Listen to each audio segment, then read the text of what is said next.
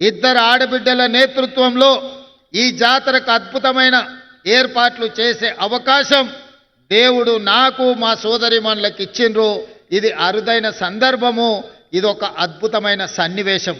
అదేవిధంగా ఈ కార్యక్రమాన్ని ఇక్కడికే వచ్చి ఆర్కిటెక్ట్స్తోని ఇతర ఇంజనీరింగ్ నిపుణులతో మాట్లాడినప్పుడు 100 రోజుల్లో పూర్తి చెయ్యాలి అని అంటే అందరూ ఆశ్చర్యపోయినారు.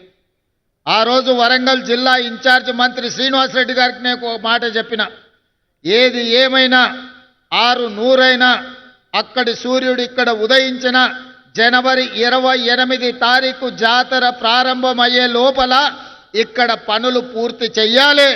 నువ్వు ఏమి చేస్తావో నాకు తెలియదు, అది మీదే బాధ్యత అని పొంగులేటి శ్రీనివాసరెడ్డి గారికి బాధ్యత అప్పచెప్పిన. ఇక ఆ రోజు నుంచి వారు వెనుదిరిగి చూడలే. ఎంతో మందికి నిష్ఠూర్కమైనా కూడా ఈయనే కూర్చొని ప్రతి సందర్భంలో ఈ పనులను పర్యవేక్షించుకుంటూ ముందుకు తీసుకెళ్ళిన. వారితో పాటు ఆర్థిక మంత్రి గారు కూడా మిగతా సందర్భాలలో వారు కొంచెము ఖజానాకు గట్టిగా ఇట్లా పిడికిట్లో పట్టుకుంటారు. ఈ విషయంలో మాత్రం అడిగిన వెంటనే ఎంత కావాలంటే అంత, అవసరమైతే ఇంకేమైనా కావాలన్నా తీసుకోండి, ఎట్టి పరిస్థితుల్లో జనవరి 28 తారీఖు లోపల అన్ని పనులను పూర్తి చెయ్యాలని పెద్ద మనసుతోని ఖజానాలో నుంచి నిధులిచ్చి ఈరోజు ఈ అద్భుతమైన సన్నివేశానికి సహకరించినందుకు వారికి కూడా నేను ప్రత్యేకమైన కృతజ్ఞతలు తెలియజేస్తున్నా. మిత్రులారా, ప్రతి మనిషి 50 ఏళ్ళలో 60 ఏళ్ళలో 100 ఏళ్ళలో జీవిస్తాడు.